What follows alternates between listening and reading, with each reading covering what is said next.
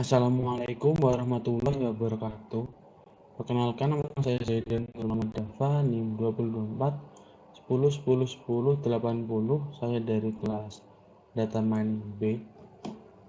Jadi pada kesempatan kali ini saya akan menjelaskan mengenai modul yang ke-7, yaitu tentang classification tree. Baik. Saya langsung akan menuju ke pengerjaan soal yang ada di modul. Jadi di modul ini kita diperintahkan untuk mengulangi tahapan klasifikasi menggunakan dataset Wine, kemudian dataset Pima Indian Diabetes, kemudian dengan menggunakan dataset Breast Cancer. Itulah akurasinya berdasarkan conversion metric dengan presentasi data testing 20%, 30%, dan 40%. Jadi di sini kita diminta untuk melakukan tahapan-tahapan mengklasifikasikan dataset dengan menggunakan decision tree kepada 3 dataset yang telah ditentukan sebelumnya. Langsung menuju ke kodenya. Jadi pada baris pertama ini saya memasang pip install Swipeface. Jadi karena saya menggunakan library dari luar di mana ini tidak ada pada Google Colab, maka saya melakukan install webnya terlebih dahulu di paling atas. Sweetfish ini nanti adalah sebuah library yang digunakan untuk melihat informasi dari dataset. Jadi nanti kita langsung bisa mendapatkan keseluruhan informasi yang biasanya kita harus cari satu-satu dengan menggunakan Sweetfish ini. Kemudian saya melakukan import library. Saya menggunakan matplotlib, kemudian numpy, pandas, seaborn, matplotlib, terus sklearn dengan beberapa fungsi yang ada di sklearn. Oke, kemudian masuk ke dataset yang pertama, yaitu dengan dataset Wine. Jadi untuk dataset Wine ini saya menggunakan dataset dari sklearn. Jadi sklearn ini dia memiliki suatu yang namanya dataset toys. Jadi dataset itu bisa digunakan untuk latihan dalam berbagai macam analisa data, mungkin bisa dari klasifikasi data atau yang lain. Ada beberapa, salah satunya adalah ini Wine, data Wine. Kita bisa mengambil dataset Wine ini dari sklearn menggunakan fungsi sklearn from sklearn datasets import load Wine. Selanjutnya, setelah kita mengimpor library-nya, kita perlu masukkan data ini ke dalam sebuah variabel. Jadi variabel Wine data ini yang kita minta untuk ambil data dari library-nya. Kemudian data dari library tadi sebenarnya masih dalam bentuk array. Kemudian kita jadikan sebagai sebuah data frame pandas supaya kita dalam pengolahan datanya tuh lebih mudah. Jadi kita menggunakan PD terus pandas yang tadi sudah didefinisikan di awal, kemudian data frame, terus kita tentukan datanya itu dari mana, yaitu dari Wine data titik data. Jadi kita mengambil datanya, kemudian column-nya. Jadi si Wine data ini tadi dia memiliki sebuah metode untuk memanggil datanya menggunakan titik data, kemudian untuk memanggil nama kolomnya kita bisa menggunakan features name. Itu untuk apa saja yang bisa dilakukan pada dataset ini sebenarnya bisa kita lihat pada documentation dari sklearn itu sendiri. Jadi saat saya jalankan Wine, maka kan dijalankan seperti ini, dimana sudah berubah menjadi sebuah data frame. Oke, lanjut selanjutnya kita mengecek untuk klasifikasi data apa saja yang ada di dalam data Wine ini. Jadi kita ingin lihat fiturnya apa saja, terus ukuran data frame-nya berapa, kemudian data targetnya itu berupa apa. Oke. Jadi di sini untuk fitur name. Jadi untuk fitur name-nya, jadi untuk fitur yang ada dalam dataset ini ada 13 fitur, yaitu mulai dari alkohol, malik asid, as, dan seterusnya. Untuk ukuran datasetnya ini ada 178 row serta ada 13 column.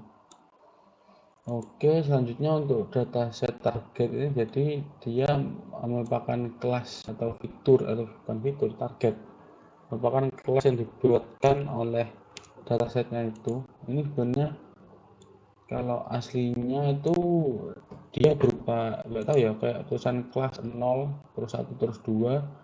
Kemudian mungkin saya menganggap ini sebagai sebuah kualitas dari suatu WAN. Enggak ding, kalau saya baca itu ini merupakan WAN dengan anggur yang ditanam oleh 3 petani di tempat yang berbeda. Jadi setiap WAN yang dengan anggur yang berbeda itu memiliki karakteristiknya masing-masing. Jadi dikelompokkan sebagai sebuah, ini mungkin anggapannya ini dari petani 1, yang 0 ini dari petani 1, kemudian 1 ini dari petani 2, yang 2 dari petani 3. Mungkin bisa dianggap seperti itu. Jadi saya ini memasukkan kelas targetnya sebagai sebuah kelas ke dalam data frame yang sudah kita miliki sebelumnya.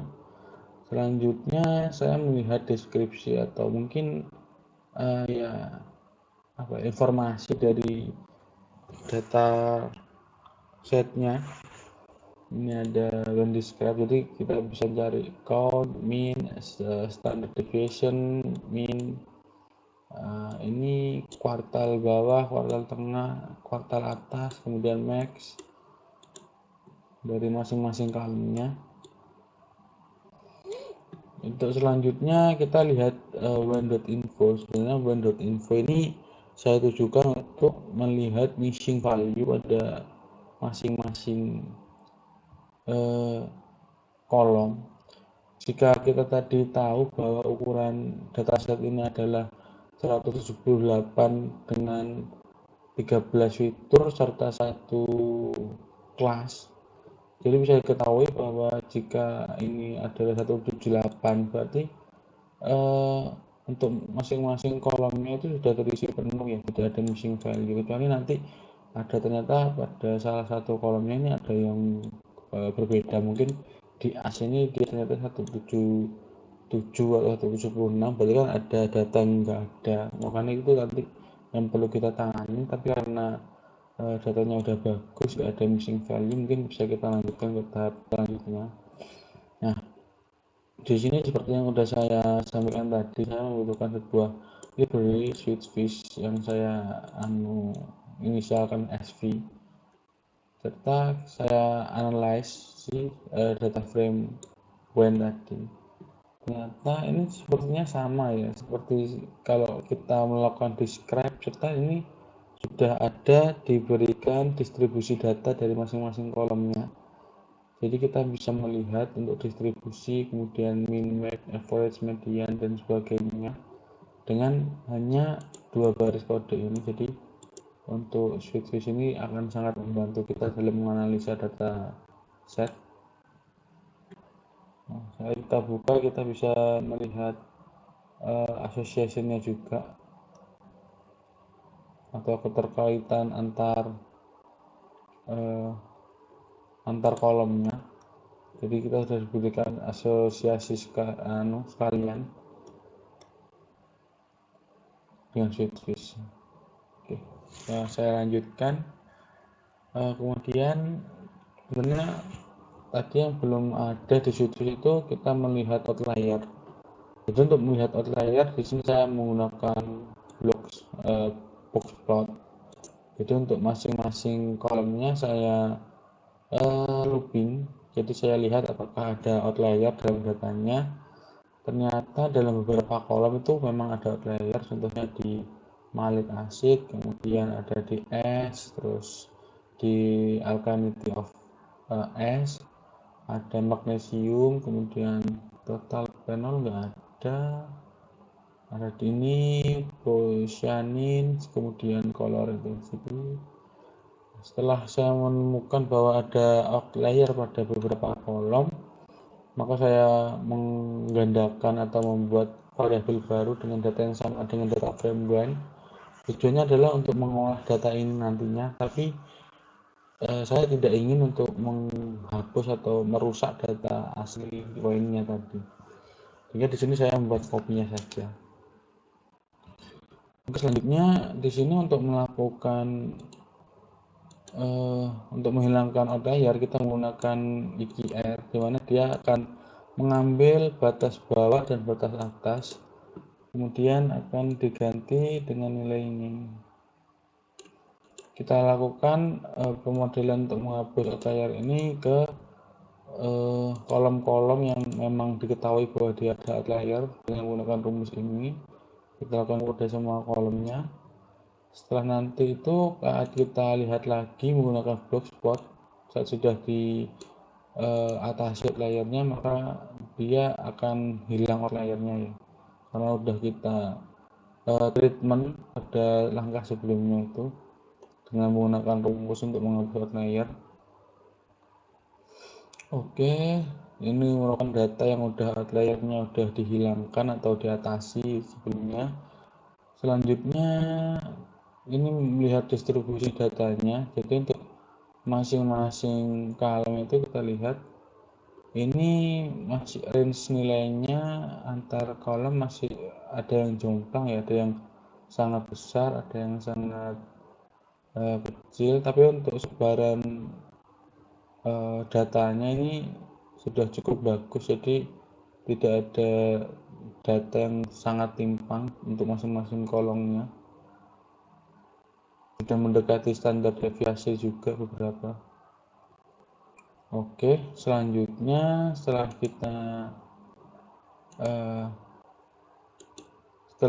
kita analisa dan kita bersihkan dari outlier, selanjutnya kita membuat modelnya. Di sini menggunakan sampel, kita membuat sampelnya dulu.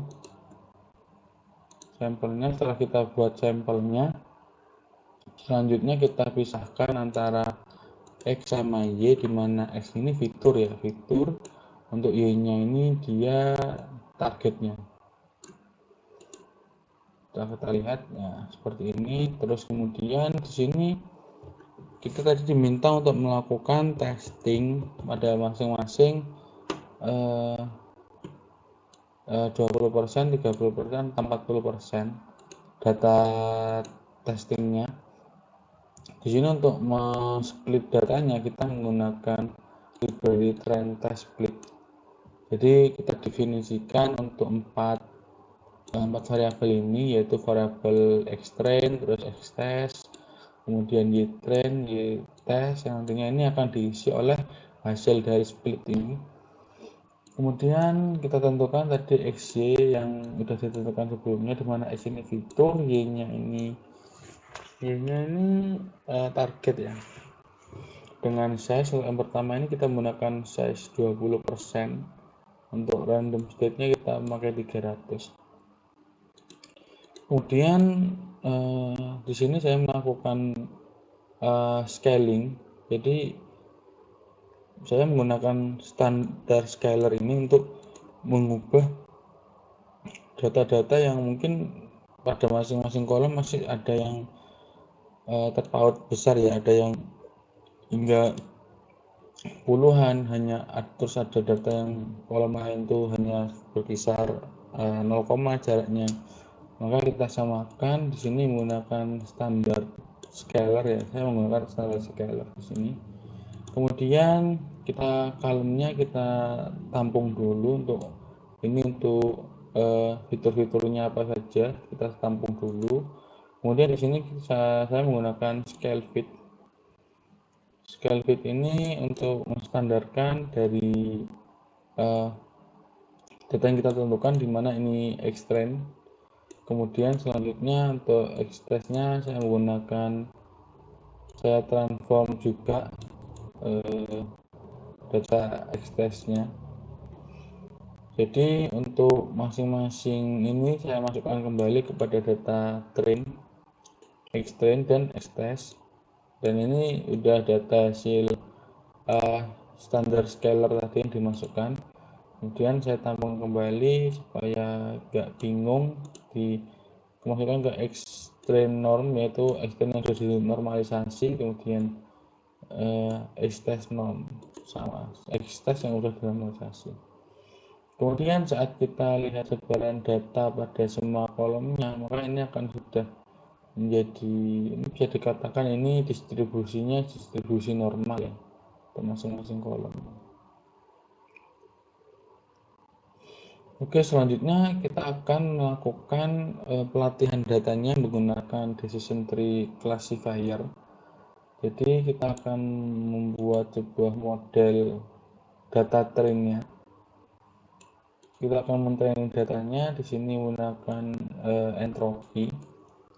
Menggunakan entropi dengan random state-nya 100. Kemudian child fit, yaitu kita klasifikasikan yaitu menggunakan data extract yang sudah dinormalisasi tadi serta menggunakan data utrain-nya. Kemudian kita melakukan sebuah prediksi menggunakan data extract-nya. Extract yang sudah dinormalisasi tadi menggunakan perintah clf.predict. Nanti hasilnya adalah ini. Kalau kita lihat ini datanya hampir mirip dengan data aslinya ya. Ini data aslinya kan sebenarnya ini kan merupakan extract kan dia diambil dari data WEN yang udah kita olah tadi, cuma dipisahkan. Jadi beberapa data digunakan untuk train dan beberapa data digunakan untuk testing. Dan ini data y-test ini merupakan kelas asli yang dimiliki oleh x-test ini. Jadi untuk bentuk tree plotnya adalah seperti ini. Kemudian untuk diperintahkan menggunakan conversion matrix. Jadi conversion matrixnya hasilnya ini, kita masukkan y-test serta y-prep-nya untuk melihat conversion matrixnya. Kemudian kita gambarkan menggunakan conversion matrix display. Terus ini bahwa kalau data-data yang diprediksi, data-data yang bernilai 0 dan diprediksi benar itu ada 62, yang salah ada 5. Kemudian untuk data yang bernilai 1 itu yang benar ditebak adalah 96, yang salah itu 8. Terus kalau kita lihat di sini akurasinya, akurasi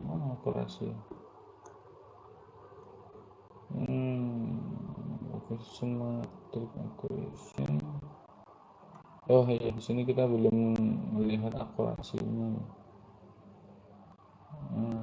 Akurasi, kita akan copy datanya ini. Kita lihat di sini tadi untuk data yang 20%, kita lihat akurasinya ya. Jadi untuk akurasinya yang menggunakan sebentar, ini kurang cocok, mungkin kita jalankan mulai dari sini, mulai dari mana sini, runtime run after.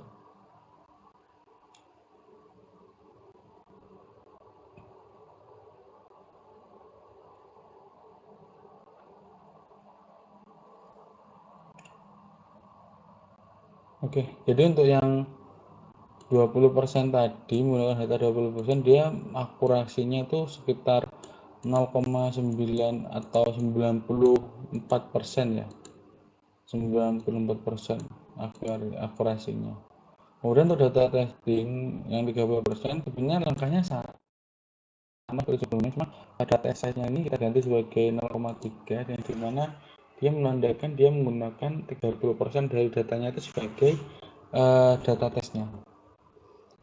Kalau kita lihat di sini hasilnya untuk akurasinya sedikit menurun ya saat kita menggunakan 30%, jadi akurasinya itu masih 92 atau 93 persenan, tapi ini masih tergolong bagus untuk di atas 90%-nya akurasinya masih bagus. Kemudian untuk ini untuk confusion matrixnya seperti ini.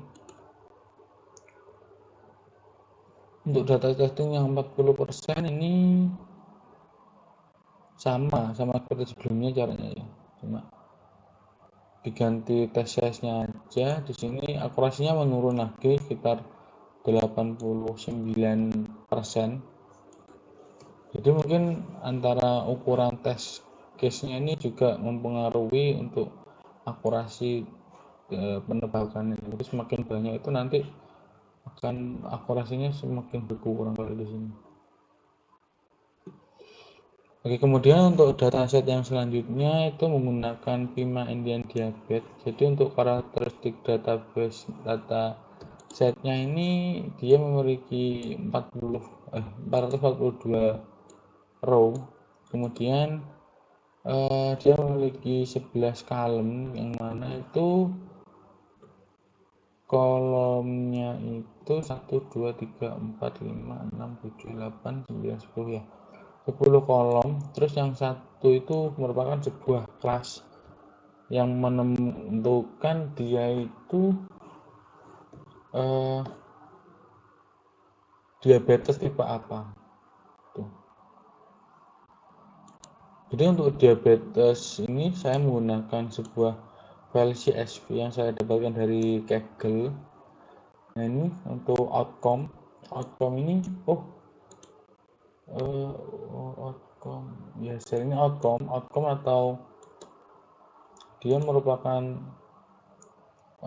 prediksi kalau dia pada seorang itu memiliki blood pressure 6, glukosa 48, kemudian untuk blood pressure-nya sekian dan seterusnya, itu dia itu bakal terkena diabetes atau enggak.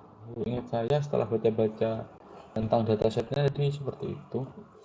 Kemudian untuk tahap pertama saya melakukan sebuah tahapan untuk pre-processing. Tentu saja di sini kita lihat dulu untuk dataset infonya.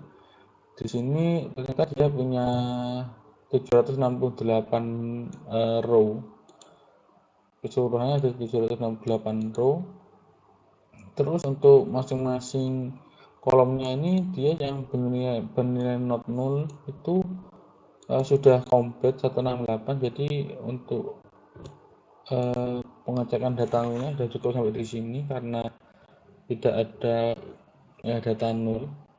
Kemudian selanjutnya seperti biasa saya menggunakan switchfish untuk melihat keadaan datanya, dan ini sudah diberikan normalisasi setelah korelasi antar kolom.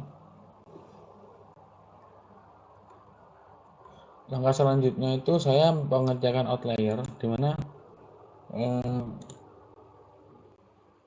untuk ini kan dia punya 9 kolom ya, jadi saya looping indent 9, kemudian saya ambil untuk masing-masing kolomnya, saya menggunakan blogspot untuk melihat outliernya.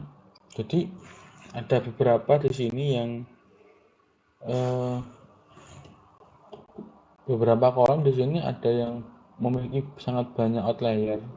Jadi kayak seperti insulin ini dia punya banyak sekali outlier. Jadi kemungkinan untuk insulin ini tidak perlu kita hilangkan outliernya, mungkin saja ini bisa membantu. Sama seperti BMI, dia ini sangat rapat, ada beberapa data yang merupakan outlier, serta ini ada diabetes pedigree function juga outliernya sangat banyak. Jadi untuk outlier yang sangat banyak ini saya tidak akan menghilangkan outliernya akan saya biarkan. Untuk yang sedikit-sedikit seperti ini age, terus ini skin thickness yang hanya satu data akan saya bersihkan. Seperti biasa saya membuat kopinya dulu, terus kemudian saya atasi ini, saya hilangkan outlier yang sedikit-sedikit tadi, tapi yang outliernya banyak akan saya biarkan karena kemungkinan dia itu akan mempengaruhi hasil dari prediksinya nanti. Jadi saya gunakan untuk menghapuskan outlier seperti biasa. Ini yang saya komen berarti tidak saya gunakan. Jadi yang saya hilangkan hanya outlier pada skin thickness, terus glucose, tahap pregnancy. Kemudian setelah saya lihat lagi ya udah hilang untuk glucose, pregnancy sama skin thickness. Selanjutnya saya melihat data distribution untuk masing-masing column-nya. Jadi kebanyakan untuk datanya ini sudah memiliki distribusi normal, di mana kurvanya akan membentuk satu buah gunung ini.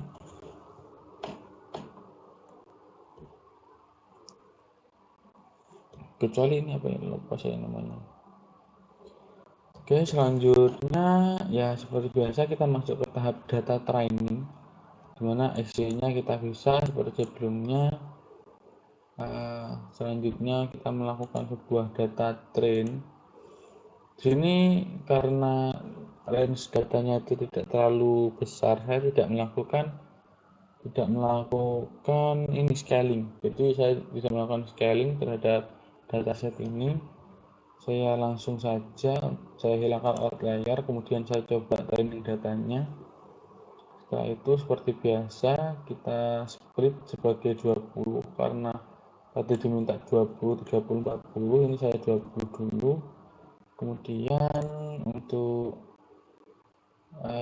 hasil dari prediksinya itu sebagai berikut. Kemudian kita lihat untuk tree-nya adalah sebagai berikut.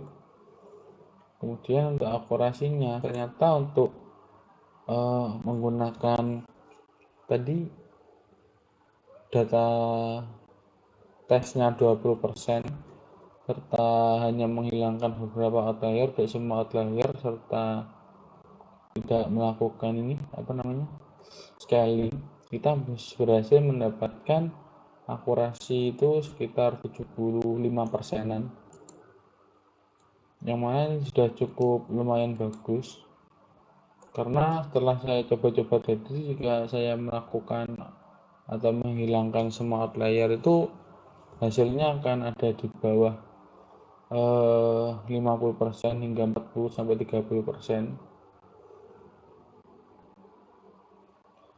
Untuk selanjutnya saya menggunakan data tes 30 sama.